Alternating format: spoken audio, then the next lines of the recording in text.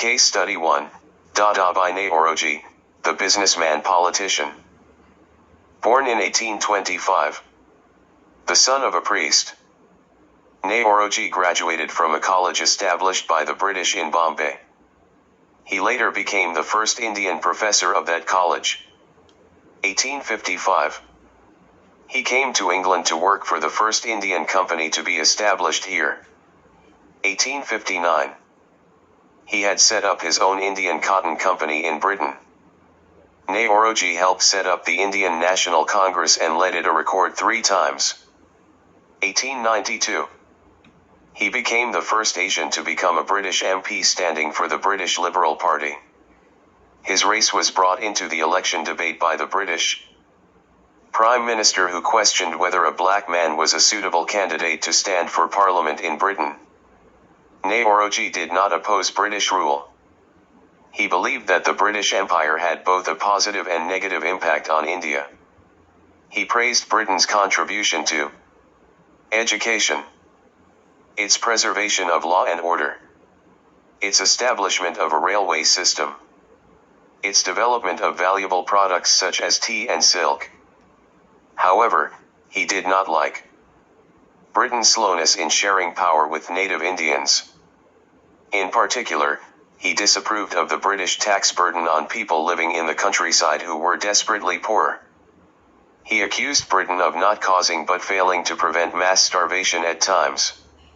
1907. Naoroji left Britain. 1917.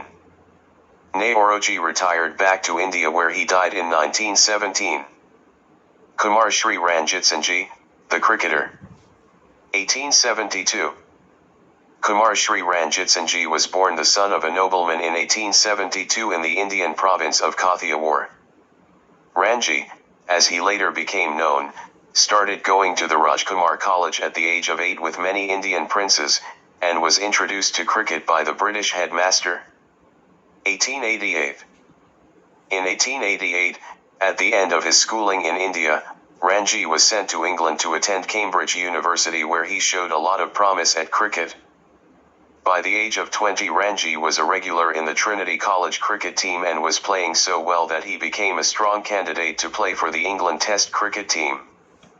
At first, Ranji was left out of the Test team because one of the selectors believed that Ranji had no right to be selected for England, as he was not born in England. Despite this, Ranji went on to represent England 15 times in Test matches, averaging 44 runs per match. 1905. Kumar Shri Ranjitsinji, the cricketer Ranji, returned to India in 1905 to start moving towards taking his place as the ruler of his province. 10 March 1907. He became the Maharaja Jam Sahib of Nawanagar on March 10, 1907. The responsibilities of ruling restricted Ranji's opportunities to continue playing cricket in England. Dr. Bhimrao Ambedkar. 14 April 1891. Dr. Bhimrao Ambedkar was born in Mao. He belonged to the untouchable caste, considered so low among Hindus that all contact with them are forbidden. His father and grandfather served in the British Army. In those days, the British government ensured that all the army personnel and their children were educated, and they ran special schools for this purpose. This ensured a good education for Ambedkar, which otherwise would have been denied to him as an untouchable. Ambedkar experienced caste discrimination right from childhood. The family settled when his father left the army and Ambedkar was enrolled in the local school.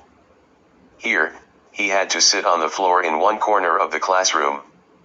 Teachers would not touch his notebooks. In spite of these hardships, Ambedkar continued his studies and passed his exams. 1912.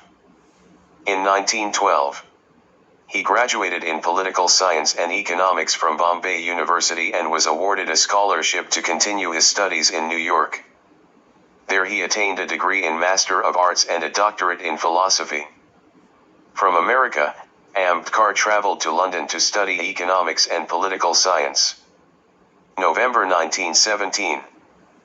Bhimrao Ambedkar returned to India when Maharaja of Baroda appointed him as his political secretary. but no one would take orders from him as an untouchable. Ambedkar then returned to Bombay in November 1917. There he started a newspaper, called The Dumb Hero, which campaigned for rights for his fellow untouchables. September 1920. In September 1920, Ambedkar went back to London to complete his studies. He became a barrister and got a doctorate in science. After completing his studies in London, Ambedkar returned to India where he continued to try and improve the lives of those treated as outcasts in Indian society. 1927. In 1927, he led the Mahad March at the Chowdar Tank at Kolaba, near Bombay, to give the untouchables the right to draw water from the public tank. 1947. When India gained independence from British rule in 1947, Ambedkar joined the new government as law minister, and played a leading role in drafting orders from him as in the new Indian constitution. Case study 4, Rural Lives. Over 80% of Indians lived and worked on the land during the period when the British ruled India. Land was kept in the hands of large landowners, who acted as tax collectors for the British. Famine hit British India on many occasions and the rural areas bore the brunt of the suffering. It is estimated that during the late Victorian period famines killed between 12 and 29 million Indians. When a drought hit farmers of the Deccan Plateau in 1876, there was a net surplus of rice and wheat in India. But the man in charge of India, the Viceroy, Lord Lytton, insisted that nothing should prevent the export of grain to England. In 1877 and 1878, as millions of Indian peasants began to starve, a record 6.4 million hundredweight of wheat was exported. To make matters worse, Lytton was determined to continue collecting taxes, money that he used to help fund a war in Afghanistan. In the northwestern provinces, Oudh and the Punjab, which 1876. When a drought hit farmers of the Deccan Plateau in 1876, there was a net surplus of rice and wheat in India. But the man in charge of India, the Viceroy, Lord Lytton, insisted that nothing should prevent the export of grain to England.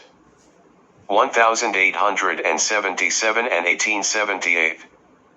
As millions of Indian peasants began to starve, a record 6.4 million hundredweight of wheat was exported. To make matters worse, Lytton was determined to continue collecting taxes, money that he used to help fund a war in Afghanistan. In the northwestern provinces, Oudh and the Punjab, which had brought in record harvests in the 3 years leading up to the drought, over 1.25 died. In many million people districts, the only way that people could get help was through hard labor. Those who could no longer work were turned away from the labor camps. 1896 to 1902. From 1896 to 1902, 7 years of almost uninterrupted drought brought crop failure, famine, and disease to India. In western and central India, thousands of square miles of agriculture and pasture lands were turned into barren deserts. Whilst back in Britain, people flocked onto the streets to celebrate Queen Victoria's Diamond Jubilee, many millions died in another part of the empire in a tragedy that has largely been forgotten.